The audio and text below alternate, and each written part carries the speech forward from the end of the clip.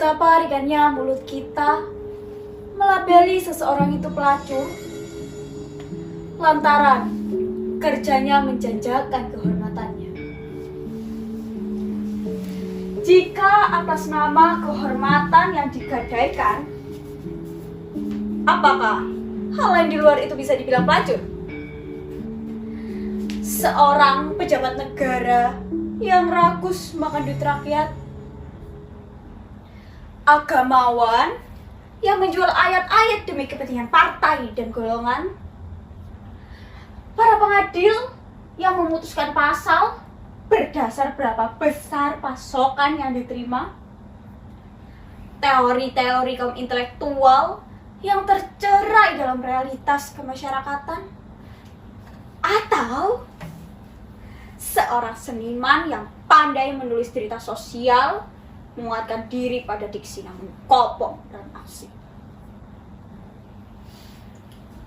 Sungguh kejam dunia membiarkan buah pikiran picik ini betah bertahan dalam batok kepala kita, bahwa hanya merekalah perempuan-perempuan binal di taman kota, stasiun, kampus, pub, dan rumah bordil yang layak kita sebut pelacur. Dan mereka-mereka di luar itu cukup kita sebut oknum saja. Kasihan, beban mereka sudah sangat berat. Jangan lagi kita bebani mereka sebab apa yang kita lihat dengan kasat mata. Tapi cobalah selami hati kecilnya. Tidak ada wanita yang menginginkan nasibnya berakhir seperti ini. Di rumahnya, mereka adalah anak yang dilahirkan orang tuanya dengan penuh doa dan harap. Di rumahnya, mereka adalah ibu bagi anak-anaknya yang dihidupi oleh kerjanya hari ini. Di alam semesta ini, mereka tidak berbeda dengan kita. Hanya nasib saudara yang barangkali lebih baik dari nasib mereka. Nasib, bukan takdir. Esok hari adalah misteri. Dan hari ini adalah apa yang kita lakoni. Saudara tidak akan pernah tahu apa yang akan terjadi pada diri mereka. Bisa jadi lebih buruk, atau nasib saudara yang ada di posisi mereka.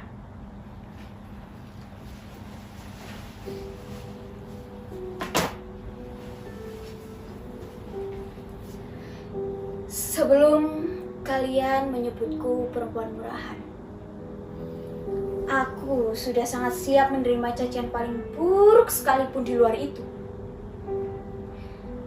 Seisi dunia tahu, tidak ada alamat baik bagi perempuan seperti kami.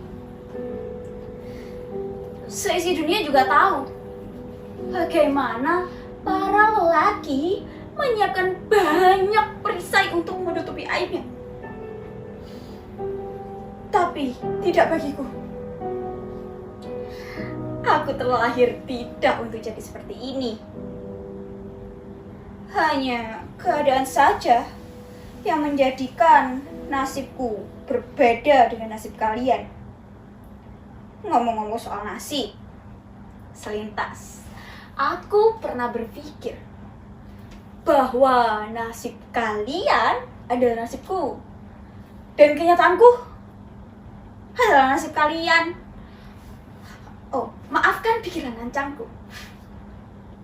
Mending kalau ceritaku ini ada yang mau mendengar. Aku tidak yakin kalian sudi mendengarnya. Begini saja, aku tidak akan mengusik nasib kalian. Tapi, mumpung ada sedikit waktu, izinkan aku menyuarakan isi hati kami. Bolehlah kalian menyebut kami pelacur, cabo, wanita tunasusila, atau dengan sebutan apapun yang kalian mau. Tapi sebenarnya kami adalah orang-orang yang menemukan jalan buntu, yang berharap ada seseorang membawakan ke jalan yang lebih baik. Tapi baju kami, kulit kami terlalu kotor untuk diraba, terlalu mahal untuk kesucian orang lain. Kami harus rela hidup dalam bayang-bayang stigma. Kalian tahu mengapa kami seperti ini? Lantaran desakan ekonomi, lalu dengan sadar dijual oleh suaminya sendiri. Tak sedikit pula yang terusir karena zaman makin menggila ini, tak memberikan peluang bagi wanita tamatan SD sepertiku, lalu memilih jalan ini juga. Tak sedikit pula yang terjebak karena bualan lelaki yang bermanis-manis dalam ucap rayuan, ujung-ujungnya dijual juga. Kalau semua alasan harus aku sampaikan, aku tidak yakin dunia mampu menampungnya.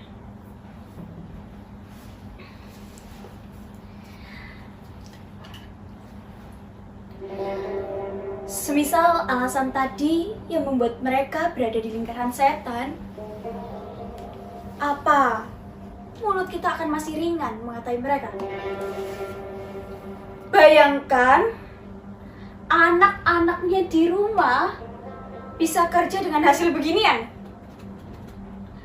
Bayangkan kalau mereka kaya raya, apa mungkin mengambil ini jalan? Bayangkan satu dari sekian ribu yang beredar, tentu ada yang sengaja diantar dengan sadar oleh suaminya sendiri. Tak sedikit pula yang dijebak atas nama cinta.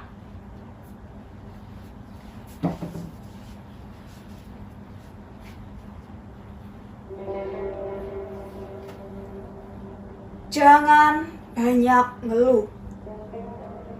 Hidup untuk dilakoni.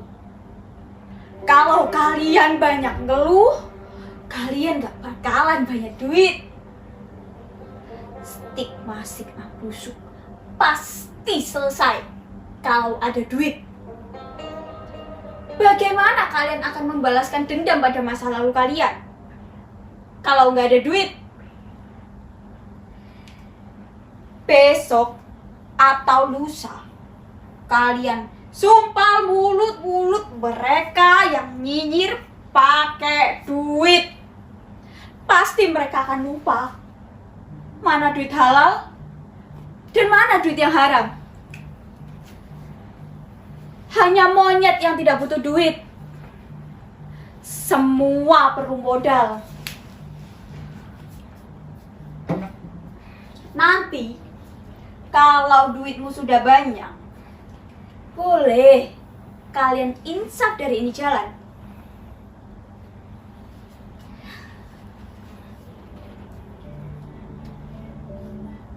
Begitulah tugas setan. Dia sudah tersertifikasi dalam urusan retorika. Setan ada di mana-mana. Tidak hanya pada diri mereka, tapi juga dekat dengan kita. Dan dia selalu bermulut manis, menjanjikan yang manis-manis.